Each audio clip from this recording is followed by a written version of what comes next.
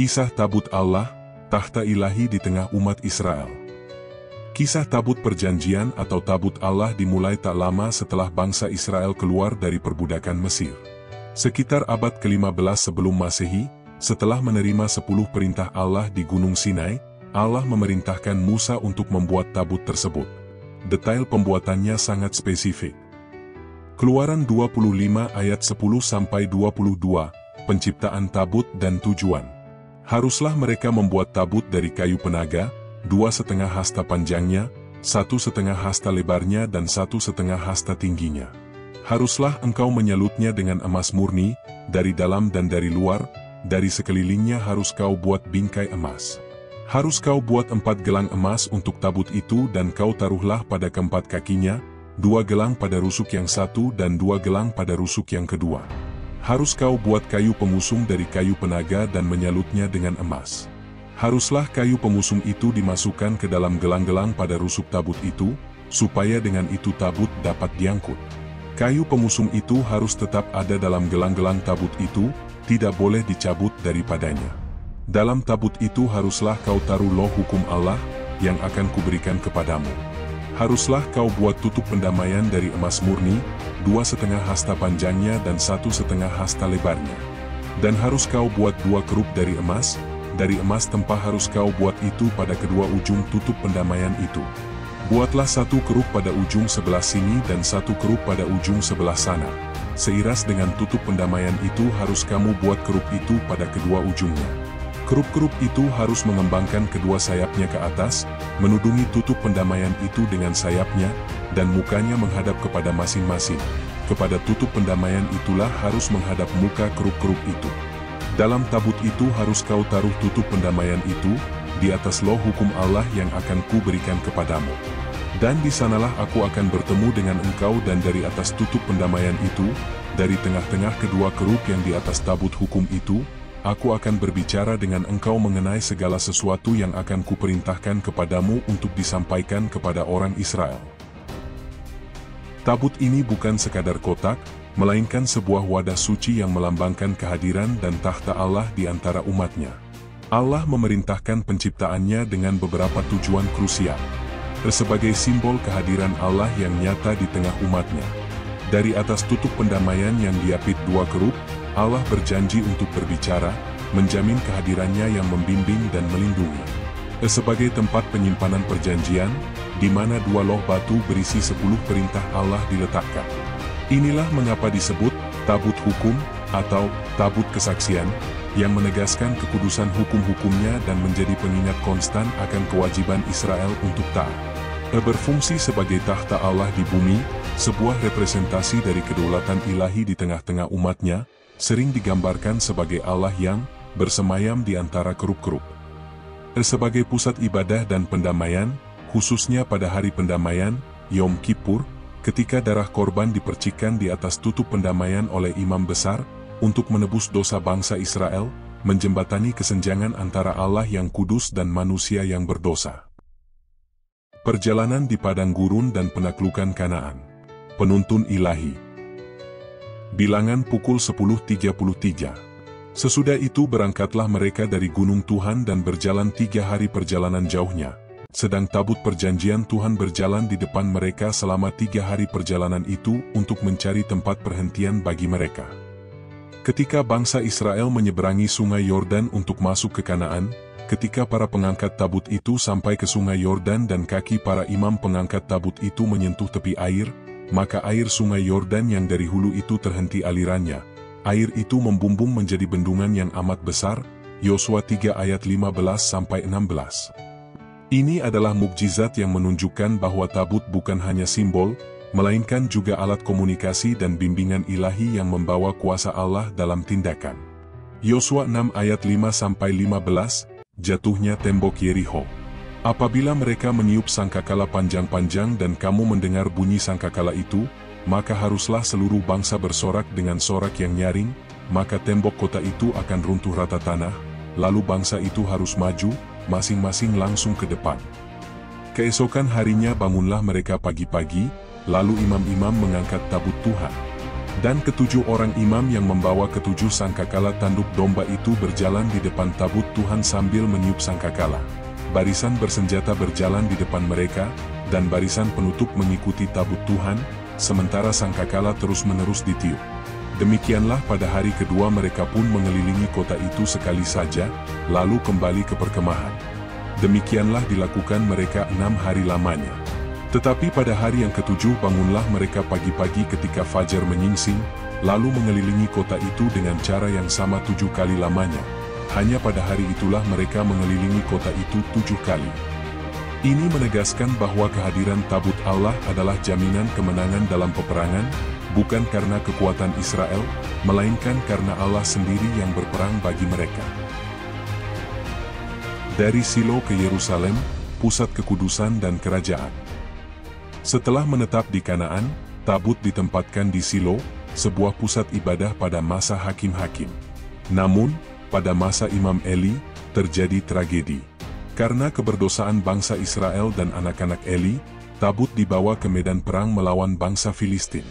Tragisnya, tabut yang seharusnya menjadi jaminan kemenangan justru jatuh ke tangan musuh, menunjukkan bahwa fungsinya bergantung pada kesetiaan dan ketaatan umat kepada Allah, bukan sebagai jimat belaka. Keberadaan tabut di tangan Filistin membawa malapetaka bagi mereka. 1 Samuel 5 ayat 1-5, Dagon jatuh. Orang Filistin merampas tabut Allah itu dan membawanya dari Ebenhaezer ke Asdod. Sesudah orang Filistin merampas tabut Allah itu, mereka membawanya masuk ke kuil Dagon dan meletakkannya di sisi Dagon. Ketika orang-orang Asdod bangun pagi-pagi keesokan harinya, tampaklah Dagon rebah tertelungkup di hadapan tabut Tuhan.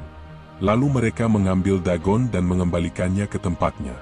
Tetapi ketika keesokan harinya pagi-pagi mereka bangun, tampaklah pula Dagon rebah tertelungkup di hadapan tabut Tuhan, kepala Dagon dan kedua belah tangannya terpenggal dan tergeletak di ambang pintu, hanya badan Dagon itu masih utuh. Itulah sebabnya para imam Dagon dan semua orang yang masuk ke kuil Dagon di Asdod tidak menginjak ambang pintu Dagon sampai hari ini.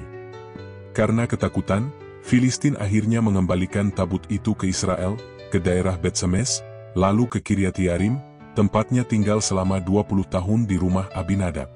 Kemudian, pada masa pemerintahan Raja Daud, ia berhasrat untuk membawa tabut ke Yerusalem, kota yang telah ia taklukkan dan jadikan ibu kota.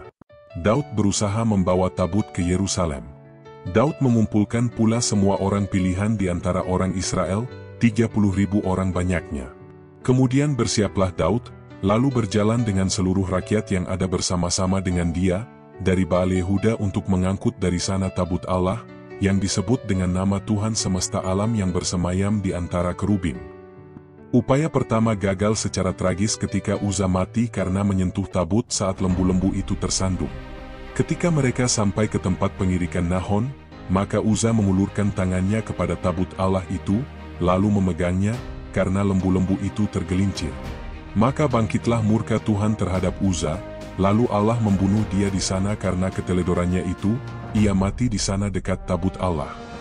Kisah ini, dan juga penempatannya di kemah suci oleh Daud, juga dicatat dalam 1 Tawarikh 15 dan 16, yang lebih menekankan pentingnya prosedur yang benar dalam menangani tabut.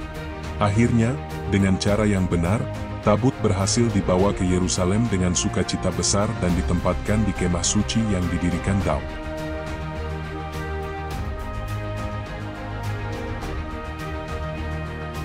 Puncak kemuliaan tabut di Israel terjadi pada masa Raja Salomo, putra Daud. Setelah membangun bait Allah yang megah di Yerusalem, Salomo memindahkan tabut Allah ke ruang Maha Kudus di dalam bait Allah, tempat yang paling sakral. Kemudian imam-imam membawa tabut perjanjian Tuhan ke tempatnya, ke ruang belakang rumah itu, ke tempat Maha Kudus, tepat di bawah sayap kerub-kerub. Sebab kerub-kerub itu mengembangkan kedua sayapnya di atas tempat tabut itu, sehingga kerub-kerub itu menudungi tabut dan kayu-kayu pengusungnya dari atas. Kayu-kayu pengusung itu demikian panjangnya, sehingga ujung kayu-kayu pengusung itu kelihatan dari tempat kudus yang di depan ruang belakang, tetapi tidak kelihatan dari luar, dan di sanalah benda-benda itu sampai hari ini. Tidak ada di dalam tabut itu, kecuali kedua loh batu yang diletakkan Musa di sana pada waktu di Gunung Horeb, yakni pada waktu Tuhan mengikat perjanjian dengan orang Israel, sesudah mereka keluar dari tanah Mesir. Peristiwa ini juga dicatat dalam 2 Tawarikh 5 ayat 7-10. Disinilah tabut akan tinggal untuk waktu yang lama, menjadi pusat ibadah bangsa Israel dan jantung rohani kerajaan mereka. Hilangnya tabut Allah yang menjadi misteri abadi. Setelah masa Salomo, sejarah tabut menjadi kabur. Ketika Babilonia menyerbu Yerusalem pada tahun 586 sebelum Masehi dan menghancurkan Bait Allah, nasib tabut tidak dicatat secara spesifik dalam kitab suci. Ini memicu berbagai spekulasi dan legenda yang tak terhitung jumlahnya mengenai keberadaannya. Beberapa ayat Alkitab mungkin mengindikasikan tabut telah pergi atau tidak ada lagi di Bait Allah kedua yang dibangun kembali, seperti yang disiratkan oleh nubuatan Yeremia. Selain itu, tabut juga tidak disebutkan dalam daftar barang-barang yang dikembalikan dari pembuangan Babilonia ke Yerusalem. Berbagai teori populer muncul. 1. Dihancurkan dan dijarah oleh bangsa Babilonia. 2. Disembunyikan oleh para imam sebelum invasi, mungkin di bawah bukit Bait Suci atau di tempat lain yang aman, untuk melindunginya dari penistaan. 3. Dibawa ke Babilonia sebagai rampasan perang, meskipun tidak ada catatan historis yang mendukung klaim ini dengan jelas. Selama berabad-abad, banyak spekulasi yang tetap ada. Ada yang meyakini tabut masih tersembunyi di bawah bukit Bait Suci di Yerusalem, sementara yang lain, seperti Gereja Ortodoks Tewahedo Ethiopia, mengklaim memilikinya di Aksum, Ethiopia, yang mereka sebut Tabot. Dari kisah tabut Allah, ada beberapa hikmah mendalam yang bisa kita ambil. 1. Kehadiran dan kekudusan Tuhan. Tabut Allah melambangkan kehadiran Tuhan di tengah umatnya. Ini mengingatkan kita bahwa Tuhan itu nyata, berkuasa, dan kudus. Kehadirannya bukanlah sesuatu yang bisa diperlakukan sembarangan atau diremehkan. Segala sesuatu yang berhubungan dengannya menuntut rasa hormat dan ketaatan. 2. Pentingnya ketaatan. Berulang kali dalam kisah tabut, kita melihat konsekuensi fatal akibat ketidaktaatan terhadap perintah Tuhan mengenai tabut. Mulai dari Daud yang awalnya tidak mematuhi cara mengangkutnya, hingga Uzza yang menyentuhnya. Ini menunjukkan betapa pentingnya ketaatan mutlak terhadap ketetapan ilahi, bahkan dalam hal yang kecil sekalipun. 3. Bukan jimat atau sihir.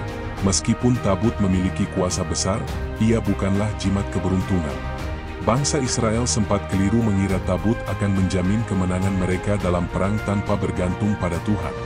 Ini mengajarkan kita bahwa fokus utama harus selalu pada Tuhan, bukan pada objek atau ritual. Kuasa berasal dari Tuhan, bukan dari benda. 4. Kedaulatan Tuhan. Tuhan menunjukkan kedaulatannya melalui tabut, baik dalam memberikan kemenangan maupun dalam menghukum. Dia berdaulat atas hidup dan mati, atas takdir bangsa-bangsa. Ini mengajarkan kita untuk tunduk pada kehendaknya dan mengakui bahwa Dia adalah penguasa tertinggi. 5. Pentingnya perjanjian. Tabut juga berisi loh-loh batu 10 perintah Allah, yang merupakan inti perjanjian antara Tuhan dan umat Israel. Ini menekankan pentingnya janji dan kesetiaan dalam hubungan kita dengan Tuhan. Kita dipanggil untuk hidup sesuai dengan perjanjian yang telah Dia tetapkan. Kisah tabut Allah, dengan segala misteri dan kuasanya, mengajarkan kita satu kebenaran abadi: Tuhan itu ada, Dia berdaulat, dan Dia memilih untuk hadir di tengah umatnya. Kehadiran yang begitu agung, yang menuntut ketaatan penuh, dan yang mengubah sejarah. Mungkin kita tidak lagi memiliki tabut fisik di tengah kita, tapi hikmahnya tetap bergema. Apakah kita sungguh-sungguh menyadari kehadirannya dalam hidup kita? Dan bagaimana kita akan merespons kehadiran itu? Bagikan pendapat Anda di kolom komentar di bawah. Jangan lupa like video ini jika Anda merasa terinspirasi, dan subscribe channel kami untuk konten-konten sejarah Alkitab lainnya.